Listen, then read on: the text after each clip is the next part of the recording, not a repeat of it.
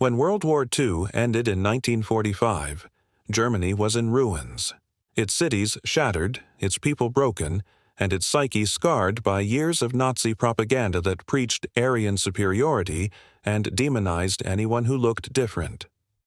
So, when Allied forces entered the country, bringing soldiers from all corners of the world, including thousands of black men from America, Africa, and the Caribbean, the reactions among German civilians, especially women, were a mix of shock, fear, fascination, and ultimately, awakening.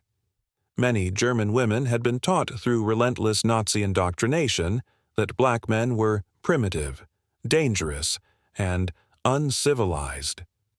Yet when they saw these soldiers in crisp uniforms offering chocolate, cigarettes, and compassion, instead of cruelty, the propaganda began to crumble. The first encounters were tense, villagers whispering, children hiding behind mothers, but curiosity soon replaced fear. Black soldiers, many of whom had endured racism within their own armies, found themselves in the strange position of being both liberators and outsiders in a defeated land. German women, traumatized and hungry, often saw in them not monsters but men, strong, kind, and strikingly human.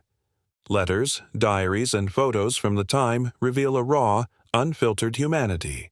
Women describing the warmth in the soldiers' eyes, the foreign rhythm in their laughter, the forbidden allure of their presence. Relationships bloomed in the shadows of bombed buildings and burned-out churches. Some were fleeting moments of survival.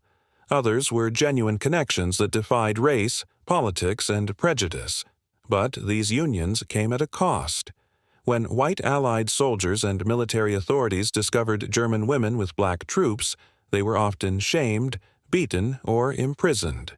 Children born of these relationships, later called Rhineland-Kinder or brown babies, faced cruel discrimination, rejected by both German society and often by the very nations that had fathered them. Yet these children became living proof of a complex truth, that humanity cannot be contained by the lies of ideology. Decades later, historians and filmmakers have revisited these encounters to explore the deep emotional, cultural, and psychological layers beneath them. For many German women, meeting black soldiers was the first time they questioned everything they had been told about race and worth. For the soldiers, it was a bittersweet irony, to be treated as heroes abroad while being denied equality at home. Still, amidst the rubble of post-war Germany, these moments of connection stood as quiet revolutions, proof that empathy can break through even the hardest walls of hatred. Today, as we revisit those stories, we find lessons about courage, identity, and the power of human connection in the face of systemic division.